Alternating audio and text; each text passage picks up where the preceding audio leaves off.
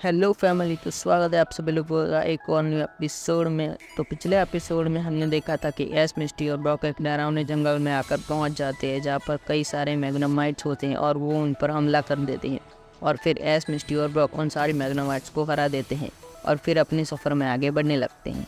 तो अब आगे वो लोग जंगल से बाहर निकल चुके थे और अपने अगले शहर की तरफ आगे बढ़ रहे थे। तभी अचानक से उनको पीछे से एक आवाज़ आती है, रुको।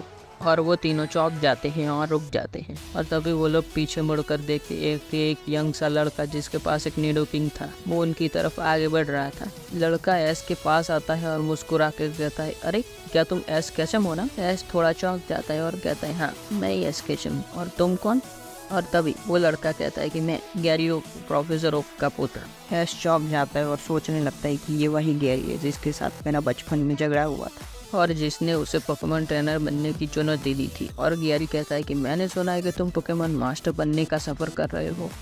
मैंने पहले से ही 5 जिम बैच जीत ली है और तुमने कितने जीते हैं? एस थोड़ा निराश हो जाता है और फिर वो ब्रॉक और मिस्टी की तरफ देखता है और कहता है कि मैंने अभी तक सिर्फ 2 ही जिम बैच जीते हैं। और गैरी मुस्कुराते हुए कहता है, तो लगता है हमें लड़ाई करनी ही होगी। मैं तुम्हें दिखाऊंगा कि एक असली पोकेमॉन ट्रेनर किसे कहते हैं। ऐश को पता था कि गैरी एक स्ट्रॉन्ग ट्रेनर है, लेकिन ऐश पीछे हटने वालों में से नहीं था। उसने कहा, चुनौती स्वीकार है। फिर ये दोनों एक खाली मैदान में पहुंच जाते हैं और बैटल शुरू होती है। ऐश अपनी चारमेंडर को चुनता है और गैरी अपने निडोकिंग को चुनता है। और तभी वो दोनों के बीच एक खतरनाक बैटल होती है। और गैरी का निडोकिंग इतना ज्यादा स्ट्रॉन्ग था कि गैरी ने उसे कई सारे खतरनाक अटैक सिखाए थे। और ऐश का चारमेंडर निडोकिंग के सामने काफी ज्यादा छोटा और कमजोर लग रहा था। और चारमेंडर काफी ज्यादा कोशिश करता है निडोकिंग को हराने की, लेकिन निडोकिंग इतना ज्यादा स्ट्रॉन्ग था कि उसे कुछ भी नहीं हो रहा था। और गैरी चुटकियों में ऐश और ऐश के चारमेंडर को हरा देता है। और ऐश मैच हारने के बाद काफी ज्यादा उदास लग रहा था। और तभी गैरी ऐश को जिम बैच जीतने और पोकेमॉन मास्टर बनने के लिए कड़ी मेहनत करने की सलाह देता है। और फिर वो अपने रास्ते पर चला जाता है और ऐश उदास होकर एक पेड़ के नीचे बैठ जाता है। और तभी ब्रॉक और मिस्टी ऐश के पास आते हैं और कहते हैं, कोई बात नहीं ऐश, तुम कड़ी मेहनत करते रहो और एक ना एक दिन तो पोकेमॉन मास्टर जरूर बनोगी। और तभी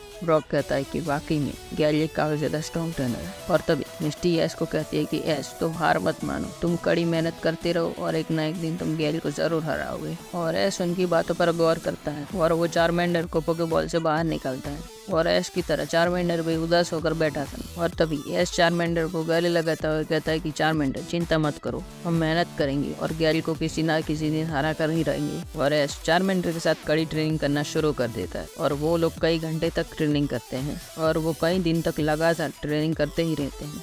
और तभी ऐश चारमेंडर को कई सारे नए अटैक्स भी सिखाता है। और कुछ दिन कड़ी ट्रेनिंग करने के बाद रात के समय ऐश और चारमेंडर एक पहाड़ की चोटी पर खड़ी थी और वो चमकती चांद को देख रहे थे आसमान में। और अचानक से चारमेंडर की पूंछ में से एक तेज रोशनी निकलती है। रोशनी तेज होती जा रही थी और चारमेंडर का आकार भी बदल रहा था। और कुछ देर बाद चारमेंडर चारमिलियन में इवॉल्व हो जाता है और ये देखकर ऐश काफी ज्यादा खुश होता है। और फिर वो दोनों वापस से चांद को देखने लगते हैं। और थोड़ी देर बाद वो दोनों सोने चले जाते हैं। और सुबह होते ही ऐश ब्रॉक और मिस्टी को बताता है कि उसका चारमेंडर इवॉल्व हो चुका है 4 मिलियन में। और मिस्टी और ब्रॉक ये सुनकर काफी ज्यादा खुश होते हैं। और तभी ब्रॉक कहता है कि देखा है, तुमने कड़ी मेहनत की इसलिए चारमेंडर इवॉल्व हो गया और अब चारमेंडर काफी ज्यादा स्ट्रॉन्ग हो चुका है 4 मिलियन बनने के बाद। और फिर वो तीनों अपने अगले शहर की तरफ आगे बढ़ने लगते हैं। तो आज के लिए इतना ही, मिलते हैं अगली वीडियो में, तब तक के लिए गुड बाय।